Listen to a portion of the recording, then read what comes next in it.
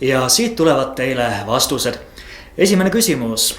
Australopithec Lucy sai oma hüüdnime ansambli The Beatles lööklaulu Lucy in the Sky with Diamonds järgi. Teine küsimus. Tervishoiumuuseumi esimene näitus avati 1924. aastal Tartus. Alustati üsna kitsastes oludes, kahetoalises korteris ja eksponeeriti umbes 300 eset. Kolmas küsimus. Valge kepp on valge, et see tuleks paremini esile tumedalt asfaldi pinnalt, et tekiks kontrast. Pärast tööstuslikku revolutsiooni muutus liiklus tihedamaks ja tekkis vajadus ühtse sümboli järele, mida kõik ühtviisi mõistaksid ja seepärast ongi valge kepp valge. Neljas küsimus. Inimkeha suurimad veresuhkru ehk glükoosivarud. Kus need siis on? Need salvestuvad glükogeenina maksas. Peale selle vähemal määral ka lihastes ja veres.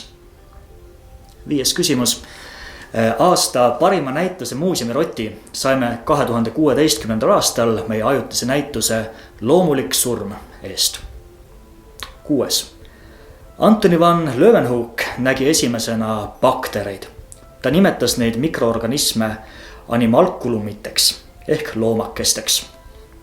Ja seitsmes. See raamat, kus kaks paharetti lammutavad hambaid, kannab loomulikult nime Sööbik ja pisik. Kaheksas küsimus.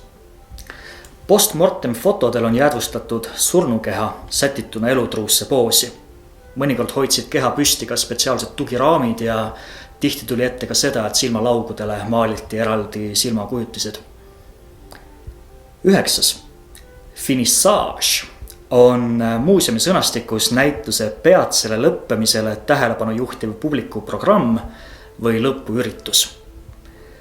Ja nüüd finissažiks ka vastuse viimasele küsimusele, ehk siis meie ese muuseumi kogust. Ja minu käes on retseptihoidja või ostutšeki hoidja. Seda tarvitati Tallinnas Vanaturu apteegis ja kinnitati ta siis selliselt seinale ja siia vahele klõpsti läksid kõik need retseptid kinni. Tänan teid tähelepanu eest ja kohtumiseni juba Tervishoiumuuseumis.